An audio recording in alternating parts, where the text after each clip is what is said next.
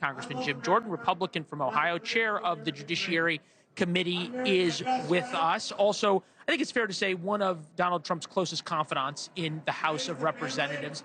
I assume you've talked to him since Saturday. I actually have not spoke directly with the press. I left a message, talked to Dan Scavino, and then I the last few days, I felt like maybe this is better to let President Trump talk with his family and others, and me not call in. So I'll call him, I'm sure, sometime later this week.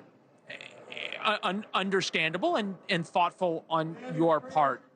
He said he has ripped up his speech since Saturday night. What does he have to capture? Not to capture this room, which clearly he has the attention and adulation of. Sure does. But to reintroduce himself to America. And I'm thinking specifically about the voters in Ohio who are going to vote for Donald Trump for president and Sherrod Brown for senator. I think the president said he wants a more unifying speech. And as you said, he's changed what he had planned to his planned remarks, his planned speech.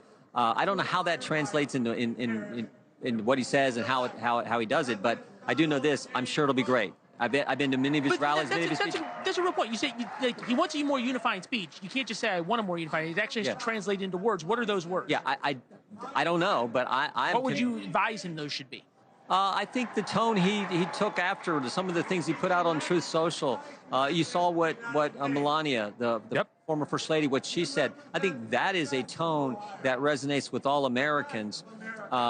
And I think what happened on Saturday, his response to the tragic situation, I mean, the firefighter and what he did to protect his daughter and his wife, and I mean, but the response from President Trump, I think, was so American, so leadership literally under fire, leadership under fire. There's the picture. I think it was this defiant, this charisma, this energy that President Trump has, I think is characteristic of our country and the spirit of Americans. So I think that, coupled with then the tone that we saw on Sunday from him and the First Lady, I think that's how the speech, what that means in words, I'm not sure, but I'm sure he'll capture it. He does a great job every time he speaks. Thanks for watching. Go to joinnn.com to find NewsNation on your television provider.